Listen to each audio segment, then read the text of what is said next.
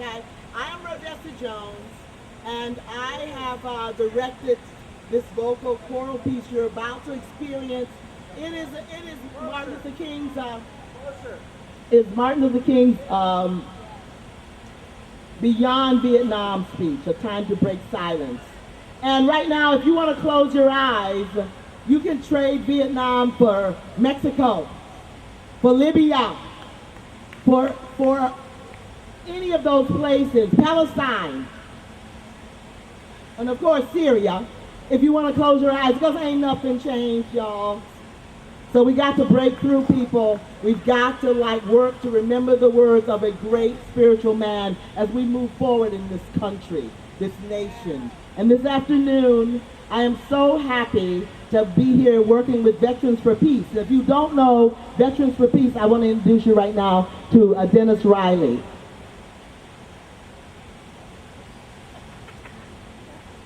Danny Riley, Veterans for Peace. I have to get close. I am Danny Riley. I'm with Veterans for Peace. We are an organization of veterans who served our country honorably or dishonorably and have come together to find peaceful solutions to the dilemmas that trouble this world of ours. This speech we're delivering today, rather than April 4th when Dr. King originally read it, because today is the day, it's the anniversary of the end of the American war in Vietnam. Thank you, Denny Riley. Yeah, the past is never past. It's right here, looking at us right now. It's not about breaking up America, it's about breaking through. So right now, I'd like to begin by introducing, I want to introduce Lawrence Beeman. Lawrence is going to open this ceremony up today. So everybody be ready, hear it, open your heart.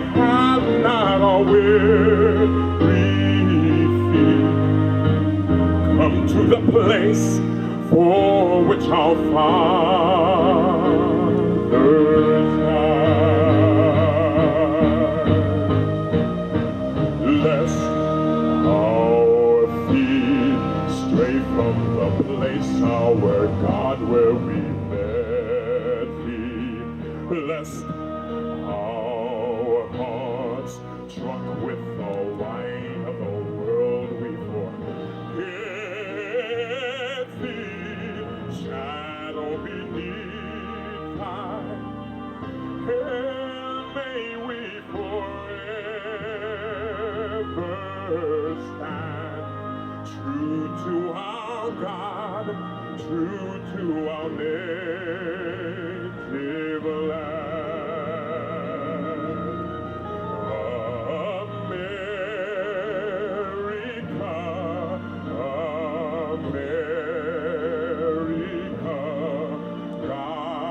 shed His grace on thee, and crown thy good with brotherhood from the sea to shining sea. Let us march on till victory is won.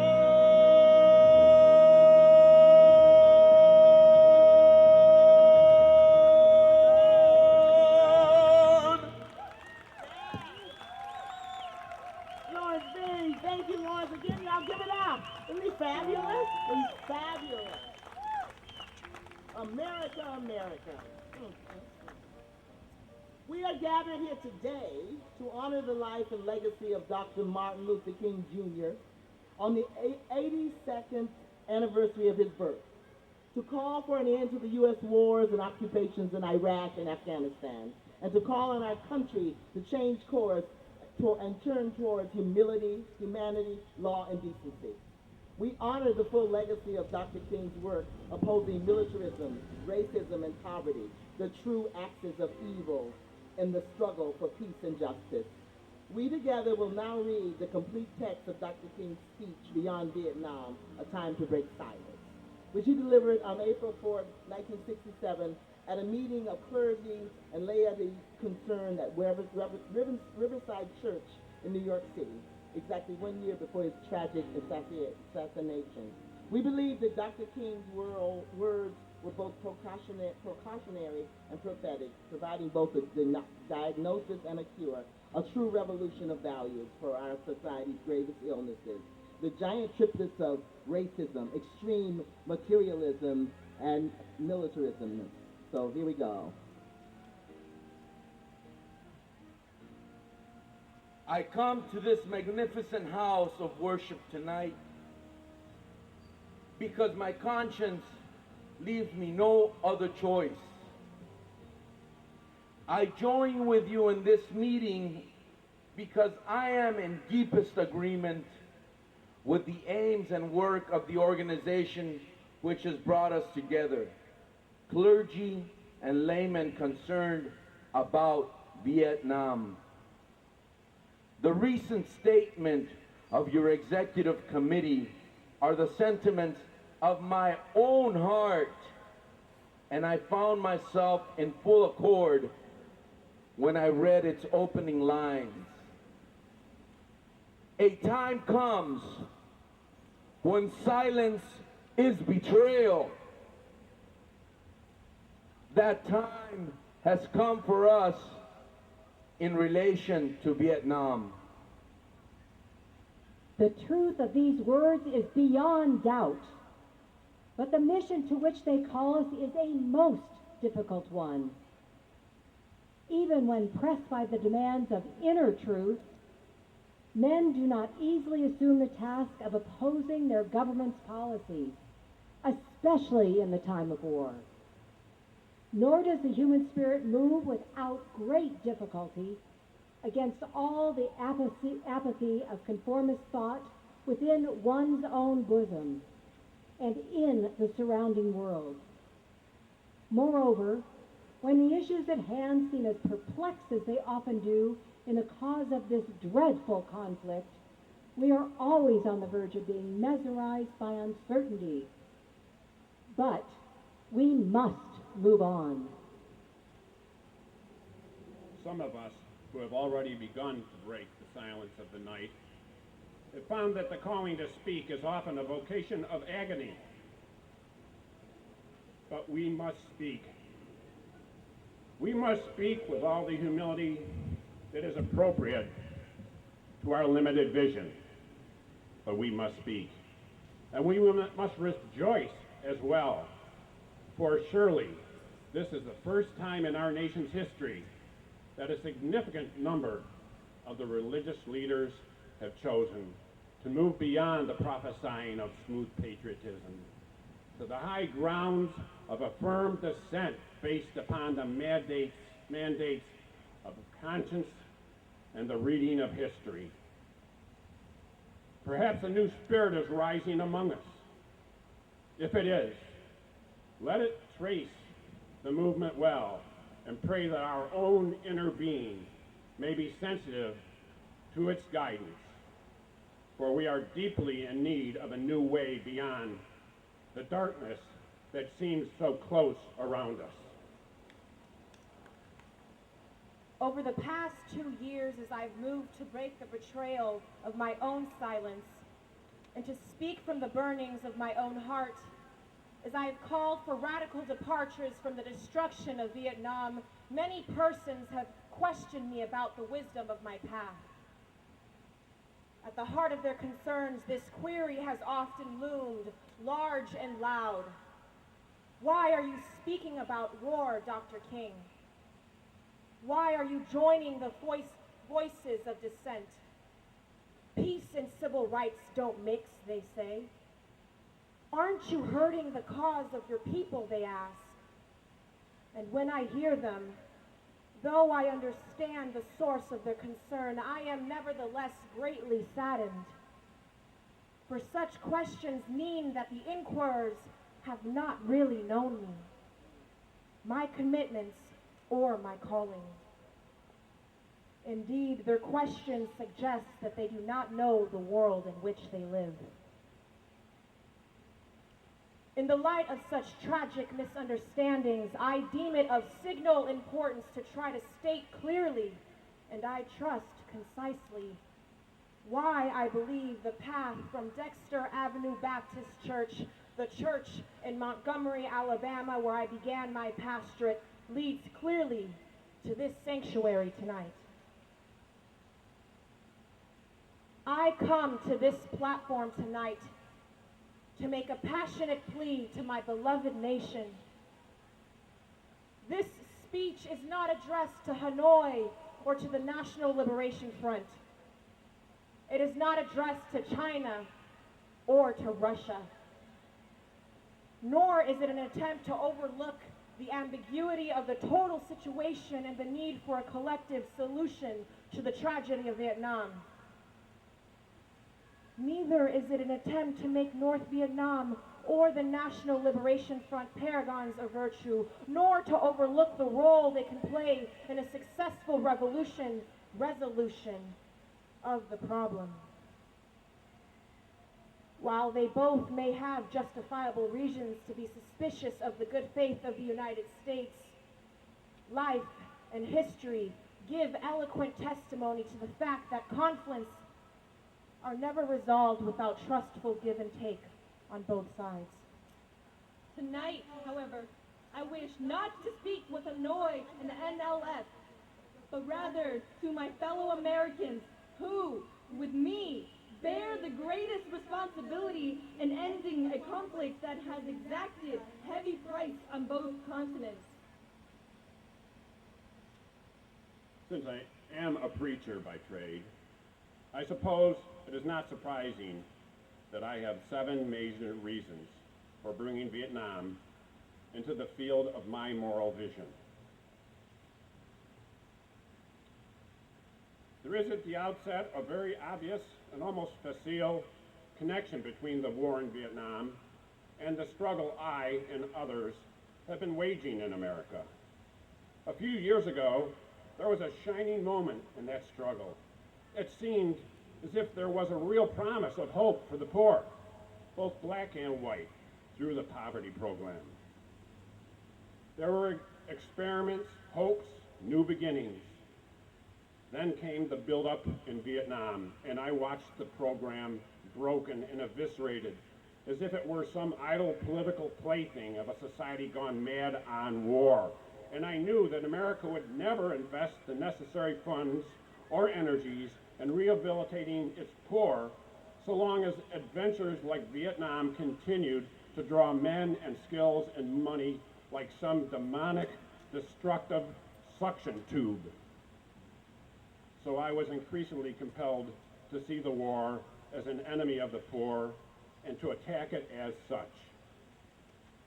Perhaps the more tragic recognition of reality took place when it became clear to me that the war was doing far more than devastating the hopes of the poor at home.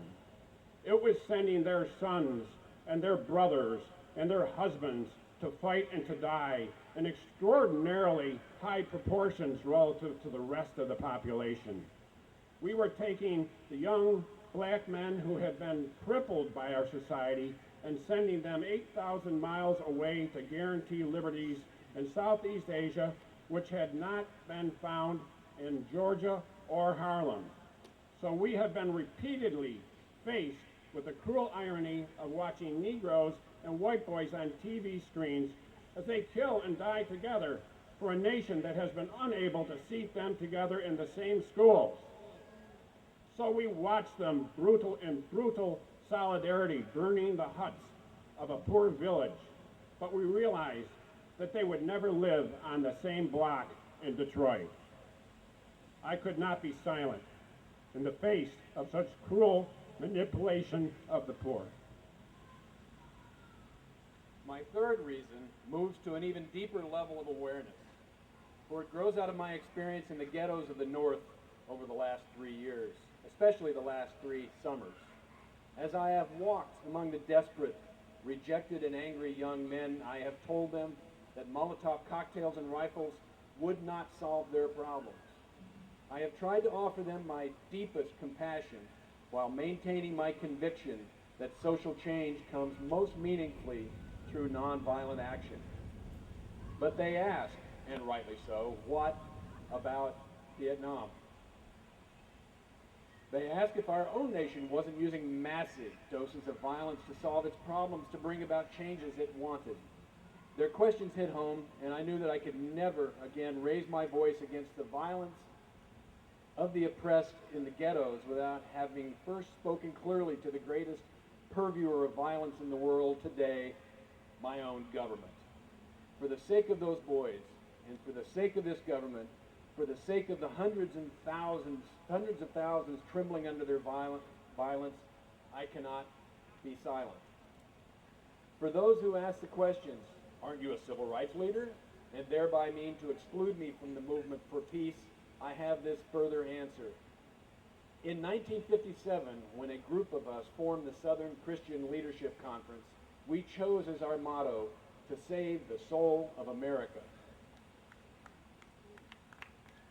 We were convinced that we could not limit our vision to certain rights for black people, but instead affirm the conviction that America would never be free or saved from itself unless the descendants of its slaves were loosed completely from the shackles they still wear. In a way, we were agreeing with Langston Hughes, that black bard of Harlem, who had written earlier, Oh yes, I say it plain, America never was America to me, and yet I swear this oath, America will be. Now, it should be incandescently clear that no one who has any concern for the integrity and life of America today can ignore the present war. If America's soul becomes totally poisoned, part of the autopsy must read Vietnam. It can never be saved so long as it destroys the deepest hopes of men the world over. So it is that those of us who are yet determined that America will be led down the path of protest and dissent, working for the health of our land. As if the weight of such a commitment to the life and health of America were not enough, another burden of responsibility was placed upon me in 1964, and I cannot forget that the Nobel Prize for Peace was also a commission to work harder than I had ever worked before for the brotherhood of man. This is a calling that takes me beyond national allegiances. But even if it were not present, I would yet have to live with the meaning of my commitment to the ministry of Jesus Christ. To me, the relationship of this ministry to the making of peace is so obvious that I sometimes marvel at those who ask me, why am I speaking against the war? Could it be that they do not know that the good news was meant for all men, for communists and capitalists, for their children and ours, for black and for white, for revolutionary and conservative? Have they forgotten that my ministry is in obedience to the one who loved his enemies so fully that he died for them? What then can I say to the Viet Cong, or to Castro, or to Mayo as a faithful minister of this one? Can I threaten them with death? Or must I not share with them my life? Finally, as I try to delineate for you and for myself the road that leads from Montgomery to this place, I would have offered all that was most valid if I simply said that I must be true to my conviction that I share with all men, the calling to be a son of the living God, beyond the calling of race or nation or creed is this vocation of sonship and brotherhood. And because I believe that the Father is deeply concerned, especially for his suffering and helpless and outcast children, I come tonight to speak for them.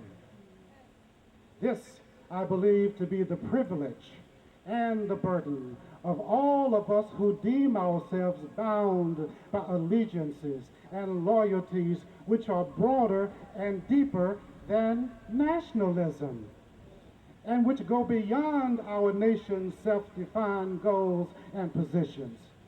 We are called to speak for the weak, for the voiceless, for the victims of our nation, and for those it calls enemy. For no document from human hands can make these humans any less our brothers.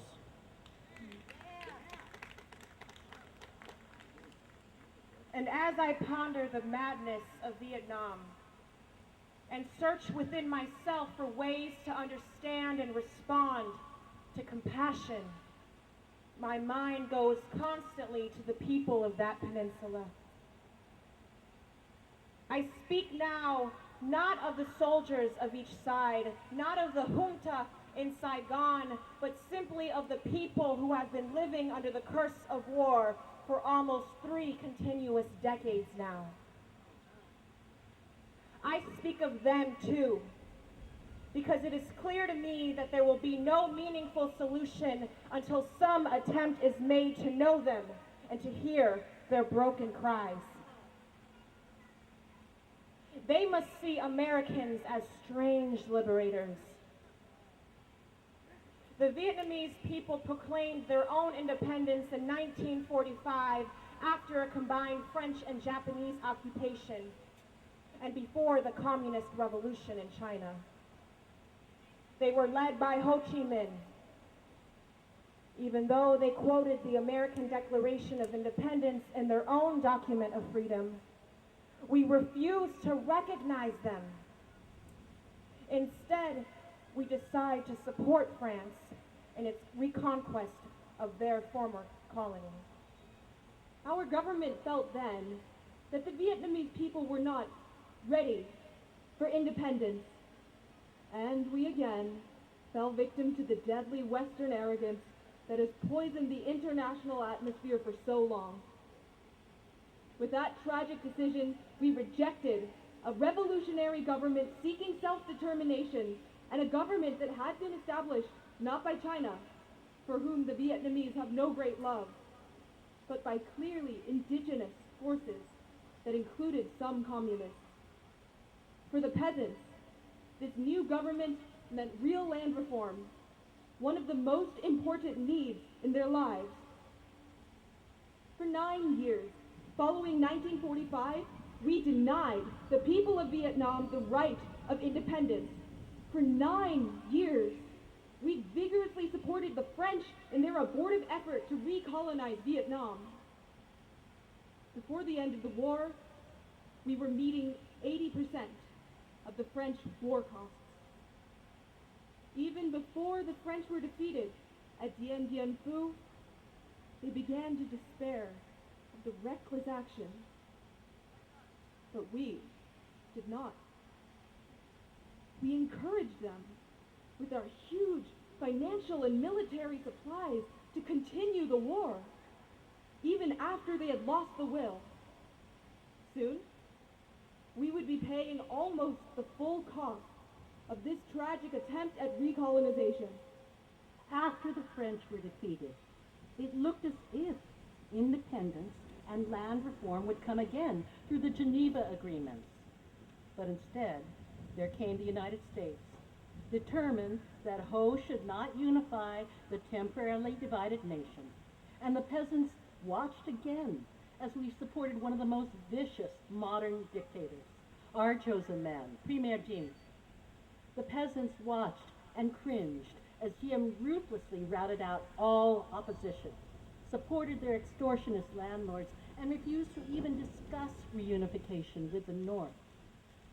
The peasants watched as all this was presided over by U.S. influence and then by increasing number of U.S. troops who came to help quell the insurgency that Jim's methods had aroused.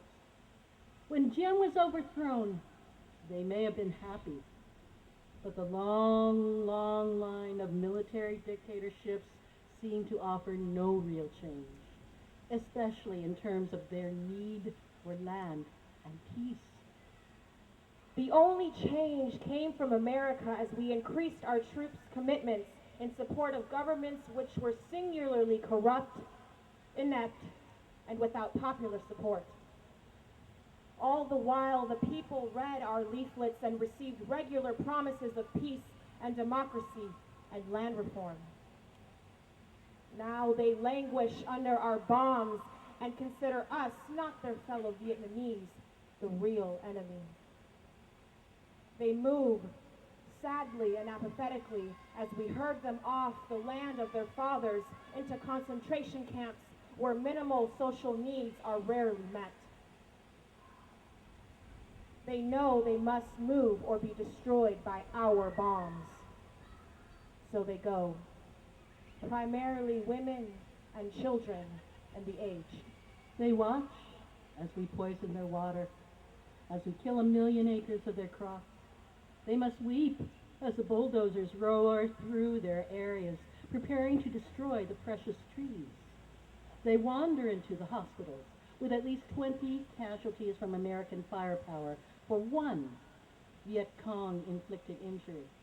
So far, we may have killed 1 million of them, mostly children. They wander into the towns and see thousands of the children, homeless, without clothes, running in packs on the streets like animals. They see the children degraded by our soldiers as they beg for food. They see the children selling their sisters to our soldiers, soliciting for their mothers. What do the peasants think as we ally ourselves with the landlords and as we refuse to put any action into our many words concerning land reform? What do they think as we test our latest weapons on them, just as the Germans tested out new medicine and new tortures in the concentration camps of Europe? Where are the roots of the independent Vietnam we claim to be building? Is it among these voiceless ones? We have destroyed the two most cherished institutions, the family and the village. We have destroyed their land and their crops. We have cooperated in the crushing of the nation's only non-communist revolutionary political force, the Unified Buddhist Church. We have supported the enemies of the peasants of Saigon. We have corrupted their women and children and killed their man. What liberators? Now, there is little left to build on, save bitterness. Soon, the only solid physical foundations remaining will be found at our military bases and in the concrete of the concentration camps we call fortified hamlets. The peasants may well wonder if we plan to build our new Vietnam on such grounds as these? Could we blame them for such thoughts? We must speak for them and raise the questions they cannot raise. These too are our brothers. Perhaps the more difficult, but no less necessary task is to speak for those who have been designated as our enemies. What of the National Liberation Front, that strangely anonymous group we call VC or communists? What must they think of us in America when they realize that we permitted the repression and cruelty of Diem, which helped to bring them into being as a resistance group in the South? What do they think of our condoning the violence which led to their own taking up of arms? How can they believe in our integrity when now we speak of aggression in the North as if there was nothing more essential to the war? How can they trust us when now we charge them with violence after the murderous reign of Diem and charge them with violence while we pour every new weapon of death into their land? Surely, we must understand their feelings, even if we do not condone their actions. Surely, we must see that the men we supported pressed them to their violence. Surely, we must see that our own computerized plans of destruction simply dwarf their greatest acts. How do they judge us when our officials know that their membership is less than 25% communist, and yet we insist on giving them that blanket name? What must they be thinking when they know that we are aware that they control major sections of Vietnam, and yet we appear ready to allow national elections in which this highly political parallel government will have no part? They ask how we can speak of free elections when the Saigon press is censored and controlled by the military junta. And they surely are right to wonder what kind of new government we plan to help form without them, the only party in real touch with the peasants. They question our political goals, and they deny the reality of a peace settlement from which they will be excluded. Their questions are frighteningly relevant. Is our nation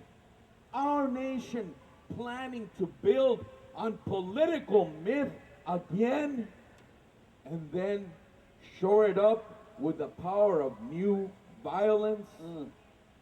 Here is a true meaning and value of compassion and nonviolence when it helps us to see the enemy's point of view, to hear his questions, to know his assessment of ourselves. For from his view, we may indeed see the basic weaknesses of our own condition, and if we are mature, we may learn and grow and profit from the wisdom of the brothers who are called the opposition. So too with Hanoi. In the north, where our bombs now plummet the land and our mines endanger the waterways, we are met by a deep but understandable mistrust. To speak for them is to explain this lack of confidence in Western world, and especially their distrust of Americans' intentions now. In Hanoi are the men who led the nation to independence against the Japanese and the French, the men who sought membership in the French Commonwealth and were betrayed by the weakness of Paris and the willfulness of the colonial armies. It was they who led a second struggle against French domination at tremendous cost, and then were persuaded to give up the land they controlled between the 20th and 17th parallel as a temporary measure at Geneva. After 1954, they watched us conspire with Diem to prevent elections which would have surely brought Ho Chi Minh to power over a united Vietnam, and they realized that they had been betrayed again. When we why they do not leap to negotiate. These things must be remembered. Also, it must be clear that the leaders of Hanoi consider the presence of American troops in support of the Diem regime to have been the initial breach of the Geneva agreements concerning foreign troops. And they remind us that they did not begin to send in any large numbers of supplies or men until American forces had moved in tens of thousands. Hanoi remembers how our leaders refused to tell us the truth about the earlier North Vietnamese overtures for peace, how the president claimed that none existed when they had clearly been made. Ho Chi Minh has watched as America has spoken of peace and built up its forces, and now he has surely heard of the increasing international rumors of American plans for an invasion of the North. He knows the bombing and the shelling and the mining we are doing are part of traditional pre-invasion strategy. Perhaps only his sense of humor and of irony can save him when he hears the most powerful nation of the world speaking of aggression as it drops thousands of bombs on a poor, weak nation more than 8,000 miles away from its shores. At this point, I should make it clear that while I have tried in these last few minutes to give a voice to the voiceless on Vietnam and to understand the arguments of those who are called enemies, I am deeply concerned about our troops there as anything else. For it occurs to me that we are submitting for what we are submitting to in Vietnam is not simply the brutalizing process that goes on in any war where armies face each other and seek to destroy. We're adding cynicism to the process of death. For they must know after a short period that none of the things we claim to be fighting for are really involved. Before long, they must know that their government has sent them into a struggle amongst Vietnamese, and the more sophisticated surely realize that we are on the side of the wealthy and the secure while we create hell for the poor. Somehow, this madness must cease. We must stop now. I speak as a child of God and brother to the suffering poor of Vietnam. I speak for those whose land has been being laid waste, whose homes are being destroyed, whose culture is being subverted. I speak for the poor of America who are paying the double price of smashed hopes at home and death and corruption in Vietnam. I speak as a citizen of the world for the world as it stands aghast at the path we have taken. I speak as an American to the leaders of my own nation. The great initiative in this war is ours. The initiative to stop it must be ours. This is the message of the great Buddhist leaders of Vietnam. Recently, one of them wrote these words. Each day the war goes on. The hatred increases in the heart of the Vietnamese and in the hearts of those of humanitarian instinct. The Americans are forcing even their friends into becoming their enemies. It is curious that the Americans, who calculate so carefully on the possibilities of military victory, do not realize that in the process they are incurring deep psychological and political defeat. The image of America will never again be the image of revolution, freedom, and democracy, but the image of violence and militarism. If we continue, there will be no doubt in my mind and in the mind of the world that we have no honorable intentions in Vietnam.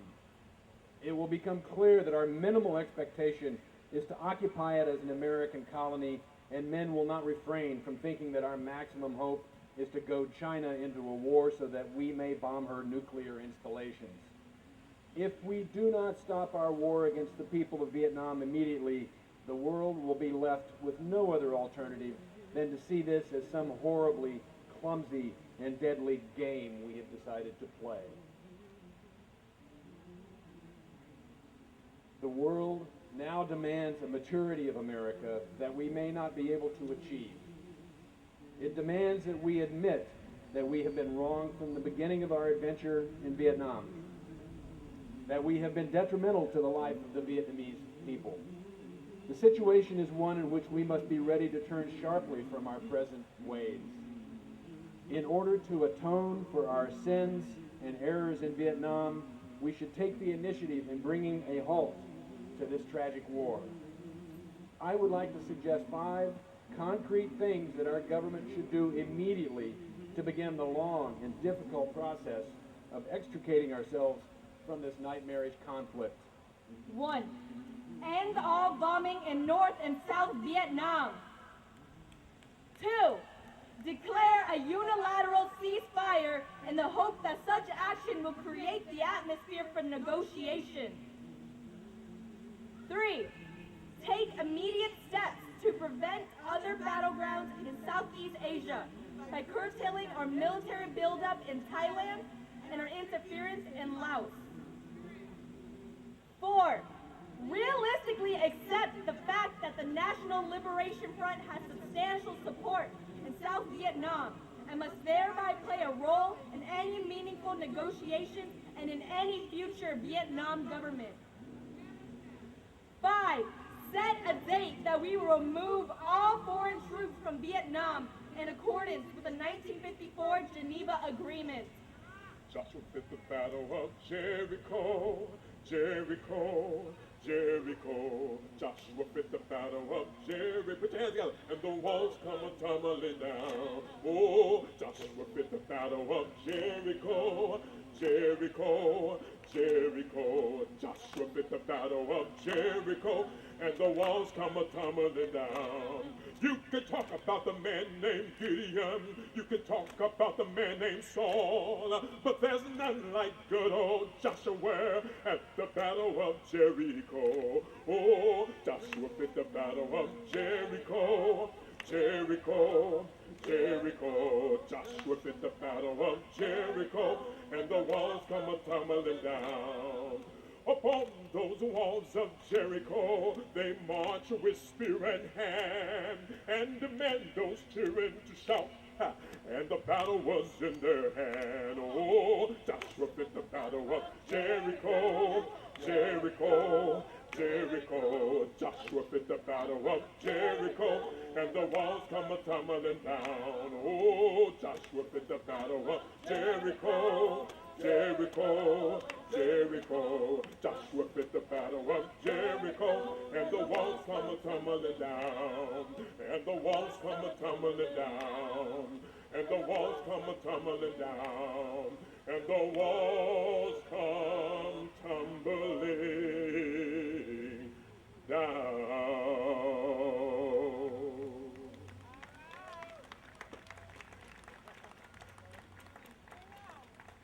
Part of our ongoing commitment might well express itself in an offer to grant asylum to any Vietnamese who fears for his life under a new regime, which included the Liberation Front.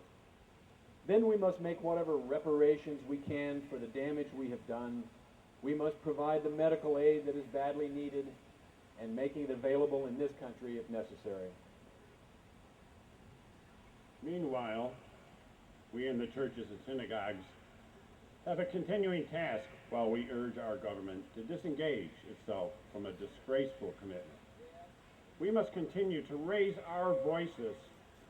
If our nation persists in its perverse ways in Vietnam, we must be prepared to match action with words by seeking out every creative means of protest possible.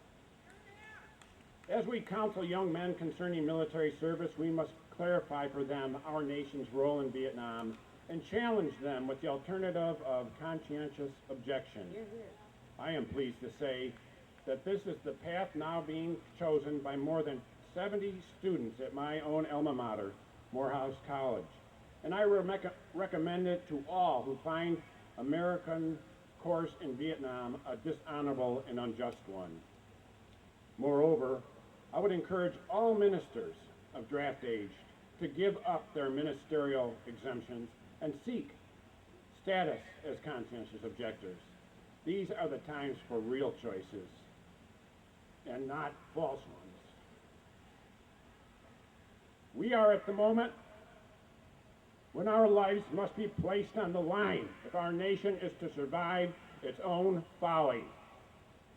Every man of humane convictions must decide on the protest that best suits his convictions. But we all must protest. Yes. There's something seductively tempting about stopping there and sending us all off in what has, in some circles, has become a popular crusade against the war in Vietnam. I say we must enter the struggle, but I wish to go on now to say something even more disturbing. The war in Vietnam is but a symptom of a far deeper melody within the American spirit. And if we ignore this sobering reality, we will find ourselves organizing clergy and laymen concerned committees for the next generation. They will be concerned about Guatemala and Peru. They will be concerned about Thailand and Cambodia. They will be concerned about Mozambique and South Africa. We will be marching for these and a dozen other names and attending rallies without end, unless there is a significant and profound change in American life and policy. Such thoughts take us beyond Vietnam, but not beyond our calling as the sons of a living God. In 1957, a sensitive American official overseas said that it seemed to him that our nation was on the wrong side of a world revolution. During the past 10 years, we've seen the emergence of a pattern of suppression which now has justified the presence of U.S. military advisors in Venezuela. This need to maintain social stability for our investments accounts for the counter-revolutionary action of American forces in Guatemala. It tells why American helicopters are being used against guerrillas in Colombia, and why American napalm and Green Beret forces have already been active against rebels in Peru. It is with such activity in mind that the words of the late John F. Kennedy come back to haunt us. 5 years ago, he said, "Those who make peaceful revolution impossible will make violent revolution inevitable." Increasingly, by choice or by accident, this is the role our nation has taken. The role of those who make peaceful revolution impossible by refusing to give up the privileges and the pleasures that come from the immense profits of overseas investment. I am convinced that if we are to get on the right side of the world revolution, we, as a nation, must undergo a radical revolution of values. We must rapidly begin the shift from a thing-oriented society to a person-oriented society. When machines and computers, profit motives, and property rights are considered more important than people, the giant triplets of racism, militarism, and materialism are incapable of being conquered. A true revolution of values will soon cause us to question the fairness and justice of many of our past and present policies.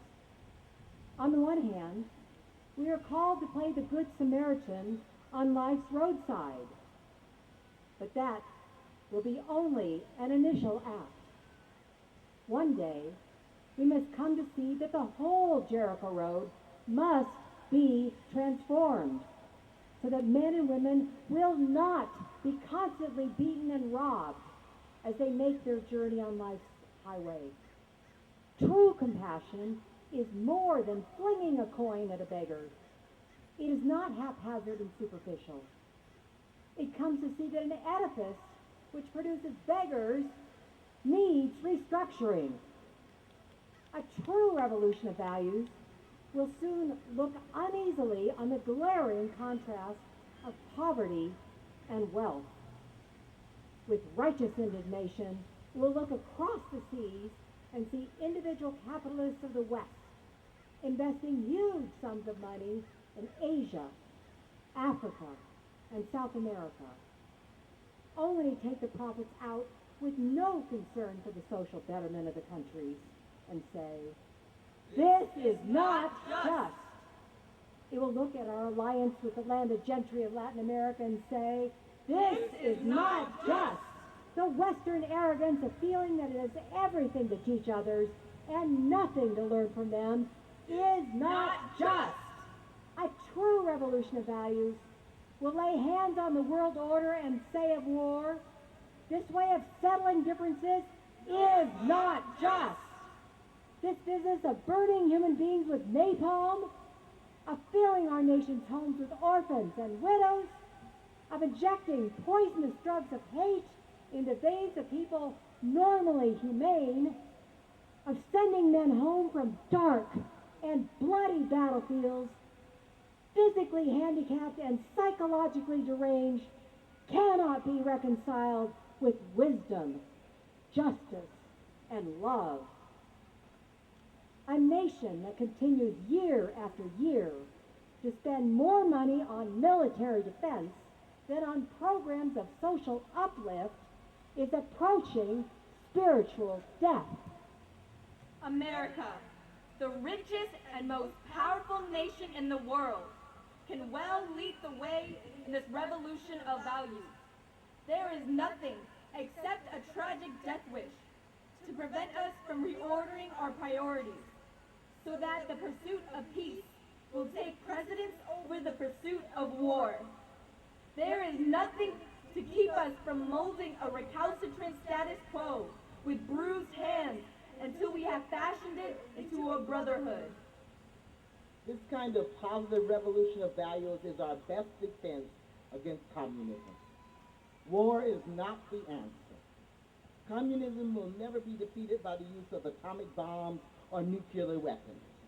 Let us not join those who shout war and through the misguided passions urge the United States to relinquish its participation in the United Nations. These are days which demand wise restraint and calm reasonableness.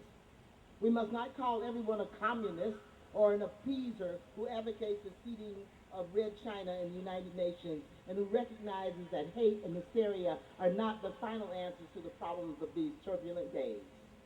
We must not engage in a negative anti-communism, but rather in a positive thrust for democracy, realizing that our greatest defense against communism is to take offensive action on behalf of justice. We must, with positive action, seek to remove these conditions of poverty, insecurity, and injustice, which are the fertile soil in which the seeds of communism grows and develop. These are revolutionary times. All over the globe, men are revolting against old systems of exploitation and oppression, and out of the wombs of a frail world, new systems of justice and equality are being born. The shirtless and barefoot people of the land are rising up as never before. The people who sat in darkness have seen a great light. We in the West must support these revolutions. It is a sad fact that because of comfort, complacency, and morbid fear of communism and our proneness to adjust to injustice, the Western nations that initiated so much of the revolutionary spirit of the modern world have now become the arch anti-revolutionaries. This has driven many to feel that only Marxism has the revolutionary spirit. Therefore, communism is a judgment against our failure to make democracy real and follow through on the revolutions we initiated. Our only hope today lies in our ability to recapture the revolutionary spirit and go out into sometimes hostile worlds declaring eternal hostility to poverty, racism, and militarism.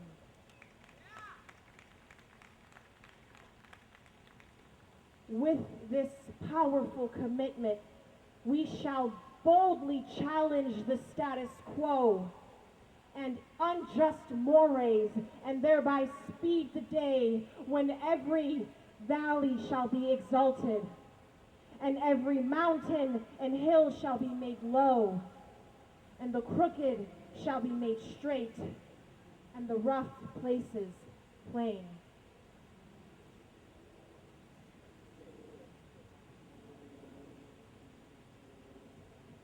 En el último análisis, una auténtica revolución de valores significa que nuestra realidad, nuestras lealtades deben ser ecuménicas y no sectarias.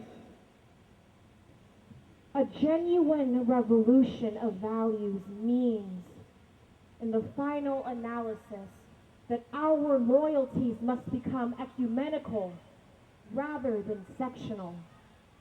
Toda nación ahora debe desarrollar una mayor lealtad a la humanidad en sí para poder preservar lo mejor de cada sociedad. Every nation must now develop an overriding loyalty to mankind as a whole in order to preserve the best in their individual societies.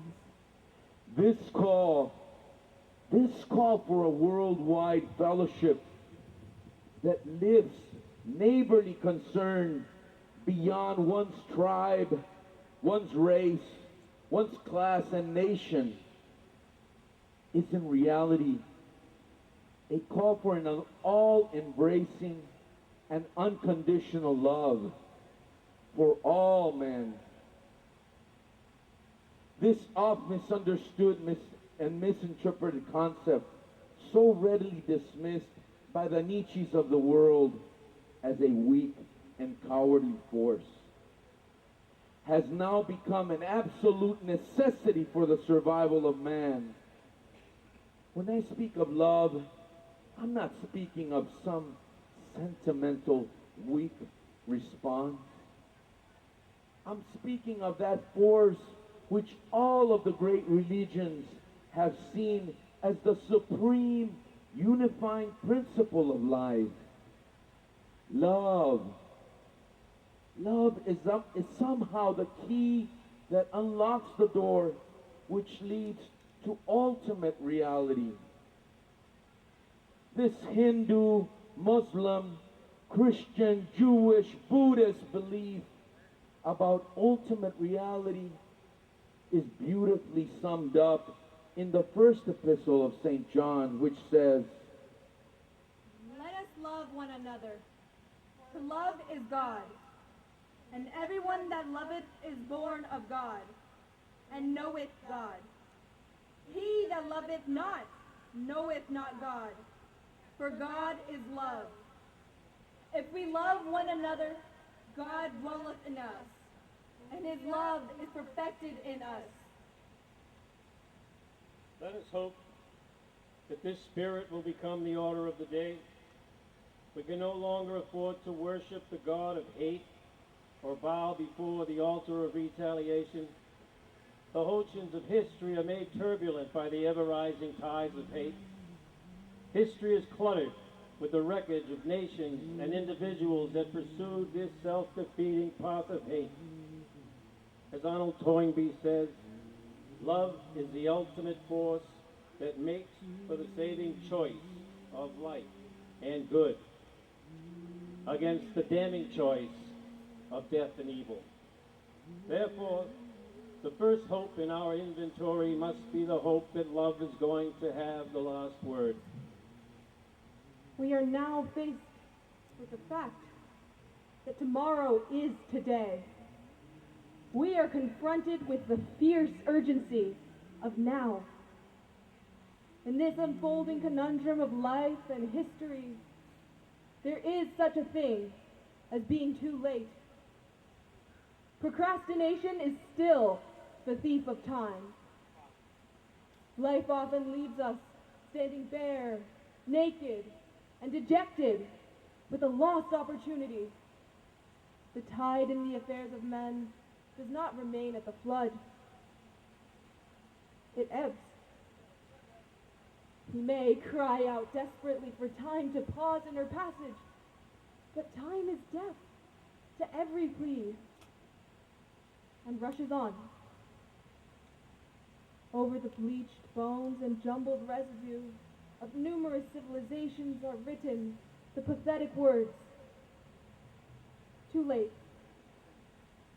There is an invisible book of life that faithfully records our vigilance or our neglect. The moving finger writes, and having writ, moves on. We still have a choice today: nonviolent coexistence or violent co-annihilation. We must move past indecision to action. We must find new ways to speak for peace in Vietnam and justice throughout the developing world. A world that borders our own doors.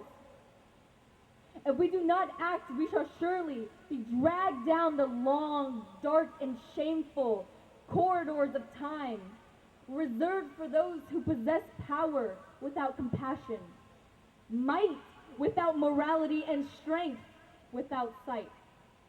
Now let us begin. Now let us rededicate ourselves to the long and bitter but beautiful struggle for a new world. This is the calling of the sons of God, and our brothers wait eagerly for our response. Shall we say the odds are too great? Shall we tell them that the struggle is too hard? Will our message be that the forces of American life militate against their arrival as full men, and we send our deepest regrets? Or will there be another message of longing, of hope, of solidarity with their yearnings, of commitment to their cause, whatever the cost? The choice is ours, and though we might prefer it otherwise, we must choose in this crucial moment of human history. As that noble bard of yesterday, James Russell Lowell, eloquently stated, "Once to every man and nation comes the moment to decide.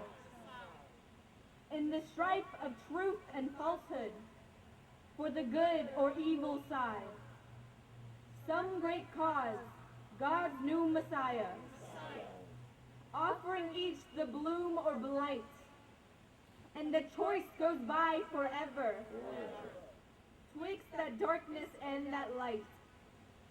Though the cause of evil prosper, yet 'tis truth alone is strong. Though her portion be the scaffold, and upon the throne be wrong, yet that scaffold sways the future, and behind the dim unknown standeth God within the shadow, keeping watch above his own." And if we will make the right choice, we will be able to transform this pending cosmic elegy into a creative psalm of peace. If we will make the right choice, we will be able to transform the jangling discords of our world into a beautiful symphony of brotherhood. If we will but make the right choice, we will be able to speed up the day all over America and all over the world, when justice will roll down like the waters and righteousness like a mighty stream. Give them a hand. Give them all a hand. Well, a very, very powerful speech, sermon. And I was asked to say a little bit about the next song I'm about to sing. The words go like this: you and me, we sweat and strain, body all aching and racked with pain, tote that barge and lift that bale. Then Paul Robeson would change the words to you get a little drunk, or you show a little grit. And you show a little grit simply means speaking up, speaking out, being heard. And it says you land in jail. But he says, but I get weary, sick of trying, tired of living, and scared of dying. But Old Man River keeps rolling along. Paul Robeson is one of my favorite heroes. One of my favorite heroes. I always tell people all around the world, everywhere I go, Paul Robeson fought for simple human dignity. Martin Luther King fought for peace. If they had to put them both in the same room, they would have labeled them both as communists. So they had to separate them. All right? So, saying all to say, Old Man River, Martin Luther King's wife said when they buried Paul Robeson, they buried him alive. They buried him alive. So as you listen to the words of this song is not a Negro spiritual. It was not written by a black man. It's not a spiritual. But you can still hear the mentality of the slave mentality in the song. If I were to hum it to you, you'll think it's something else. But listen to the words of this song, let it resonate in your heart.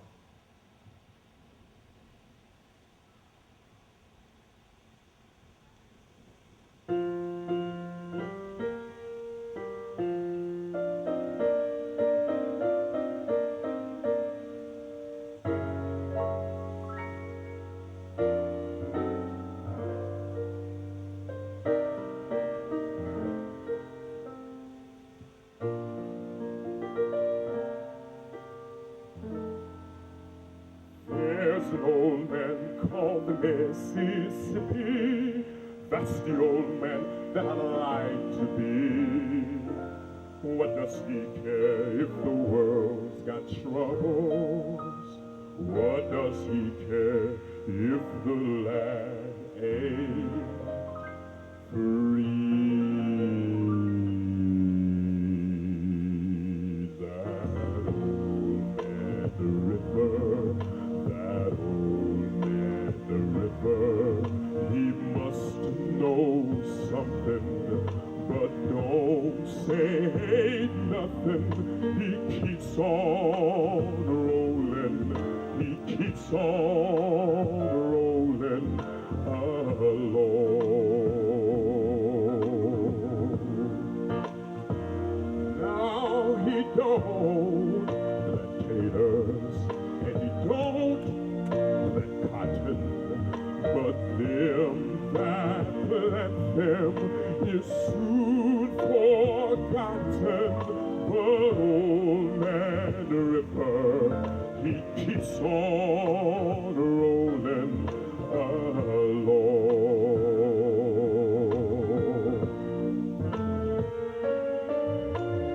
You and me, we sweat and strain, body all aching and racked with pain.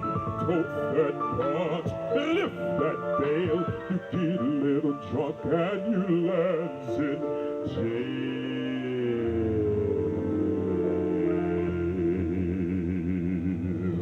But I keep laughing instead of crying. I'm tired of leaving instead of dying. But old man River, he keeps on rolling. He keeps on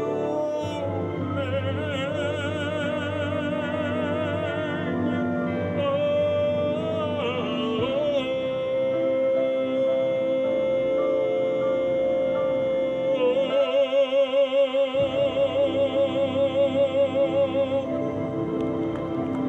Thank you, and God bless you.